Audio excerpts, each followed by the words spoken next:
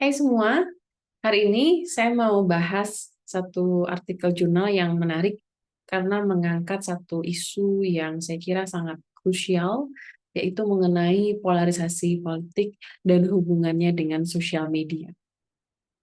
Nah, artikel yang ditulis oleh Thornburg ini menurut saya mengangkat salah satu diskusi yang menarik bagaimana sebenarnya polarisasi politik ini menjadi sebuah ancaman yang eh, sangat besar begitu ya, bahkan di artikelnya disebut sebagai metakrisis dalam demokrasi.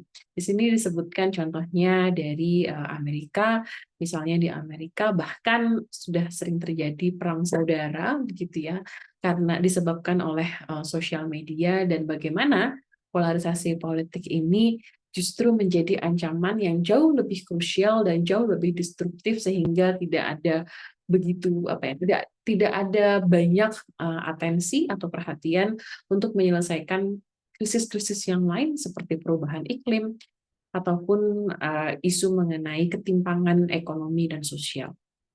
Nah, sebenarnya ada mungkin kesepakatan umum bahwa munculnya sosial media seperti Facebook atau Twitter telah memperkuat polarisasi politik dan membuat politik menjadi lebih konfliktual.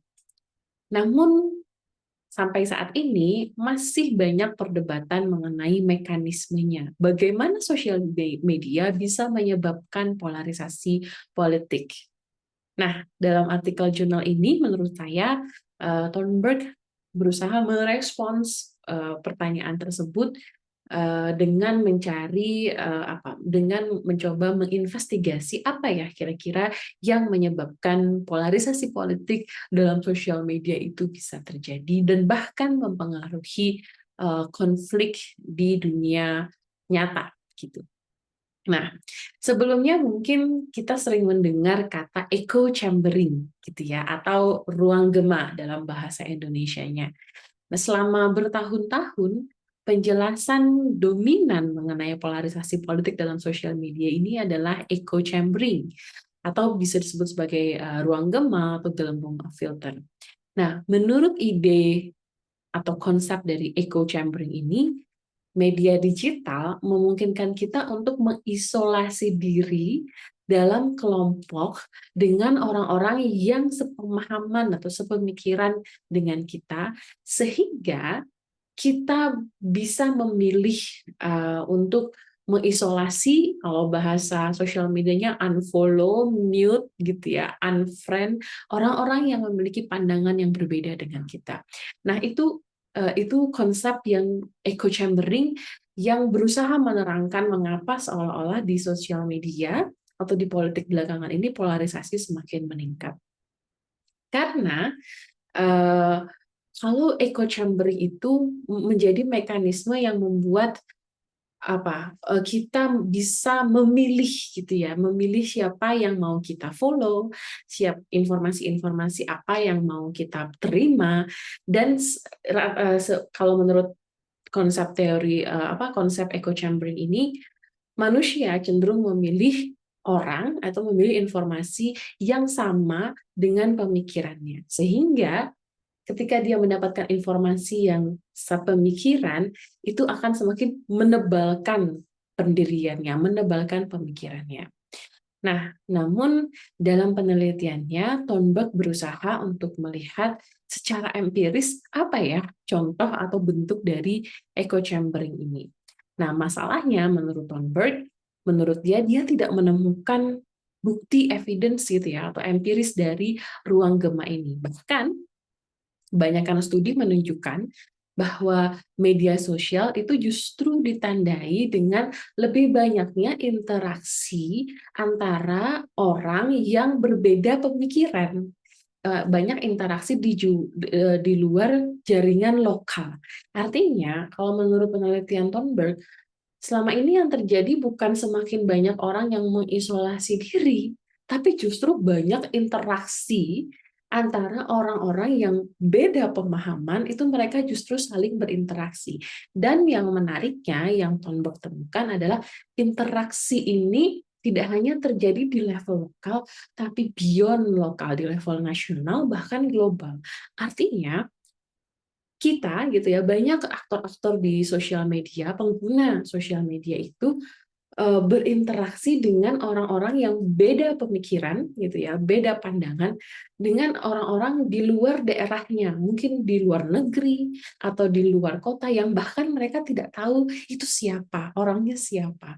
Nah, itu fenomena yang justru Thunberg temukan dalam sosial media. Jadi interaksi itu tidak banyak ditemukan antara orang-orang yang sepemikiran atau lokal, tapi justru interaksi di sosial media yang terjadi adalah interaksi yang bersifat cross boundaries gitu ya. Justru interaksinya melewati wilayah kota atau wilayah lokal begitu. Nah, dari fenomena yang berbeda ini, apa kira-kira yang berhasil dianalisis oleh Thunberg? Menurut Thunberg, justru kita harus terlebih dahulu memikirkan kembali sifat polarisasi politik jika kita ingin memahami peran dari sosial media. Apa ya kecenderungan untuk berpikir polarisasi atau berpikir berbeda dibandingkan dengan orang lain? Nah, di sini, nah, dalam penelitian ini, Thunberg berargumen bahwa saat ini kecenderungan dari polarisasi politik itu bukan lagi ditandai dengan ketidaksepakatan politik, tapi justru pada perasaan berbeda dan ketidaksukaan yang semakin tumbuh. Ketidaksukaan yang tumbuh yang dimaksud dalam artikel ini mengacu pada pertumbuhan perasaan yang semakin berbeda, yang semakin merasa berbeda, dan semakin tidak menyukai kelompok politik lain.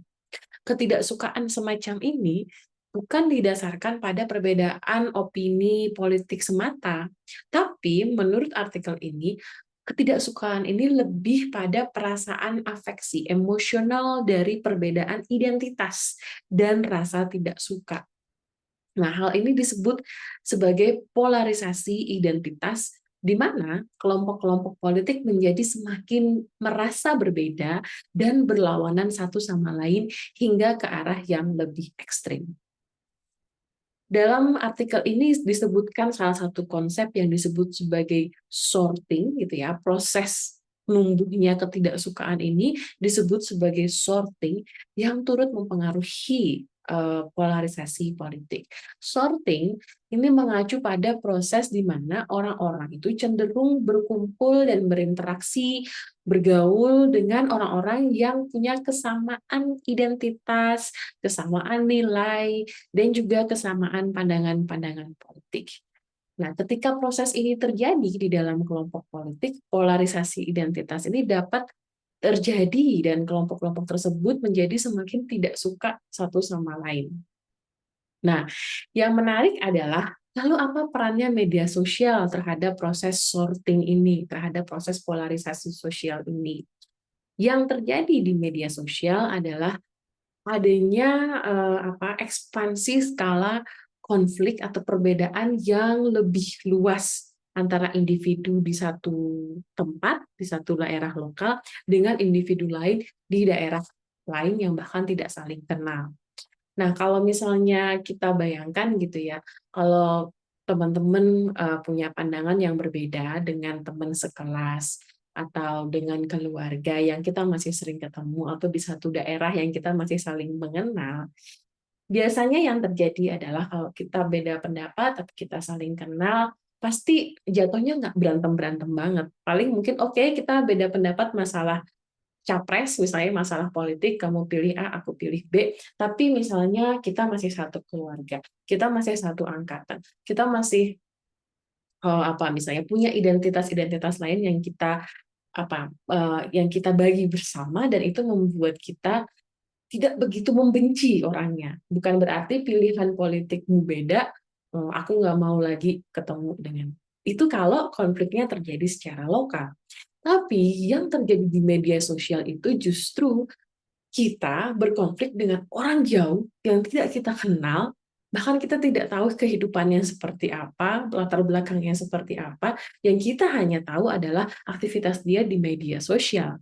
Nah, menurut Thunberg di sini adalah interaksi yang terjadi itu justru, kalau tadi kan echo chambering bilangnya kita yang memilih interaksi kita dengan orang-orang yang kita suka, yang kita sepemahaman. Tapi yang terjadi di media sosial sering terjadi ada perbenturan-perbenturan dengan orang-orang yang nggak pernah saling kenal, tapi justru beda pendapat, dan akhirnya jatuhnya argumentasinya itu bukan lagi adu argumen yang logis, tapi justru ya adu argumen ibaratnya debat yang nggak ada ujungnya, karena motivasinya itu udah nggak suka gitu, udah ada semacam kebencian begitu ya.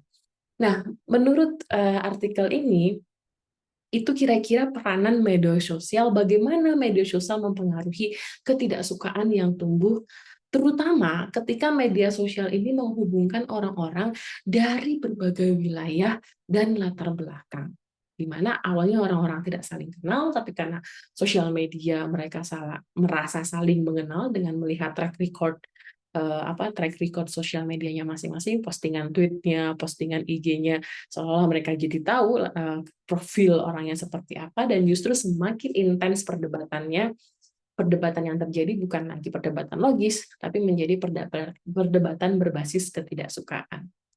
Nah, itu kira-kira menurut saya poin menarik yang ingin disampaikan dalam artikel ini, dan tentu saja artikel ini masih butuh banyak riset lanjutan, tapi saya kira garis benang merahnya begitu ya, argumen utama yang saya dapatkan dari artikel ini adalah bagaimana ketidaksukaan yang tumbuh gitu, atau hates itu ya perlu perlu lebih diperhatikan, dan ini bisa menjadi salah satu ancaman serius bagi keberlangsungan demokrasi gitu. Jadi bukan lagi sekarang demokrasi itu masalah adu argumen yang logis, tapi justru kita perlu waspada jangan sampai dalam proses politik atau dalam